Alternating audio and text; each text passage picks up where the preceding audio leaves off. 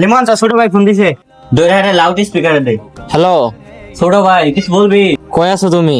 কাজ করতেছে, কিছু বলবি? হ্যালো ভাইয়া, আমার কিছু টিয়া প্রয়োজন। আমি অনেকজনের কাছে চাইলাম, কেউ দিল না। সবার কাছে তার কি দরকার ছিল, আমার কাছে চাইতি, আমি দিতাম। আচ্ছা কত লাগবো? 5,000। আচ্ছা ঠিক আছে, আমি পাঠাই দিতেছি।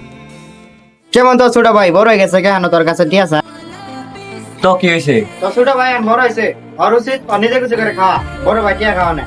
আরে ভাই তুই নাকি কথা কইলি? কোন জায়গাত লেখা আছে যে বড় ভাই টিয়া ছোট বেলায় খালি খাবার পাবো, বড় হইলে খাবার পাবো না?